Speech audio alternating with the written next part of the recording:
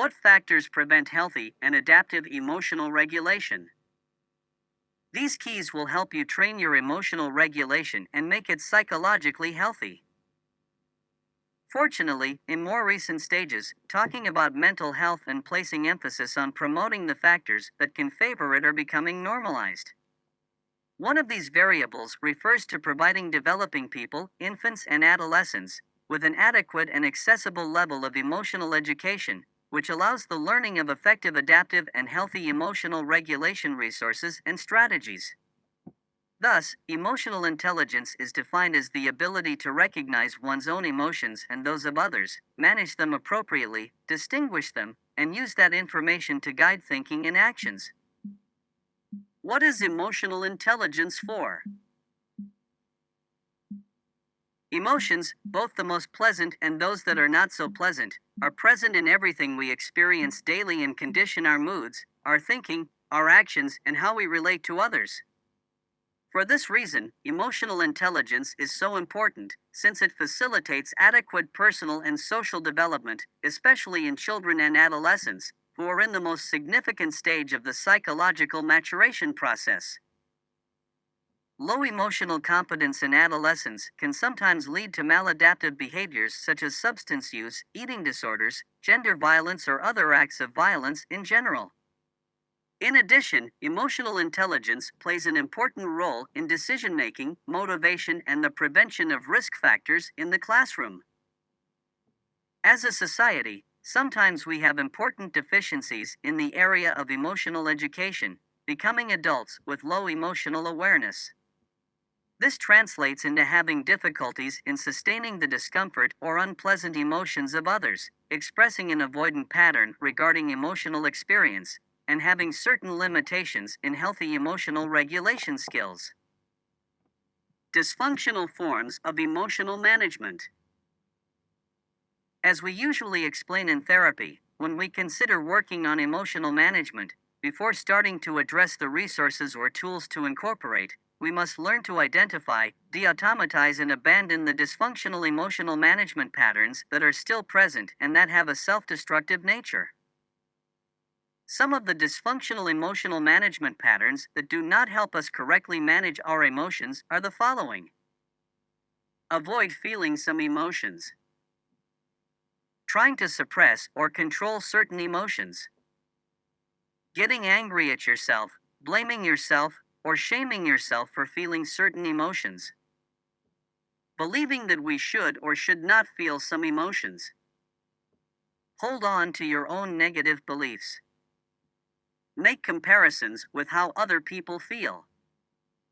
Generate thought loops about how we feel. It has been observed that the biggest problems that exist with emotional management do not refer to the lack of regulation strategies, but to the large number of ineffective forms of coping that are carried out, which worsen the emotional state itself. Obviously, many of these dysfunctional patterns are not carried out consciously, and, precisely for this reason, it is so important to know what helps and what does not in order to be able to more consciously choose which behaviors should be stopped and what strategies it is advisable to incorporate. Dysfunctional thought loops. As you can also imagine with everything mentioned, going over and over the same situation or emotion is not a helpful mechanism either. In fact, what it does is amplify that emotion and intensify it, giving us the feeling that what we feel is very intense, it overwhelms us, and we cannot do anything with it. It is expected that our head will try to understand and look for the why in various situations. However, it is important to remember that there is not always a single reason or cause and that we deserve to feel and attend to that emotion, even if we do not find justification or reason for it. In fact, this struggle, rumination, usually starts from a basis of judgment towards this emotion, judging whether it should be here or not, with what intensity, etc. This takes us away from the main objective, which is to observe that emotion in a neutral way, let it be felt, attend to it, and take care of ourselves when it appears until it fades away. More effective ways of emotional management. It is natural that, when we come into contact with certain emotions, it makes us uncomfortable. Many emotions are certainly unpleasant. However, it is necessary to remember that all emotions are important and they all have their function. Starting from this basis, it is expected that sometimes avoiding feeling a certain emotion will relieve us at first, but even if we don't feel it, that emotion is not going to disappear. In fact, it returns, at the same time, with the problem that generated it unresolved and us feeling less capable of handling it. Something that can help us begin to get in touch with the emotions that cost us the most without overwhelming us can be to observe the emotions from a distance.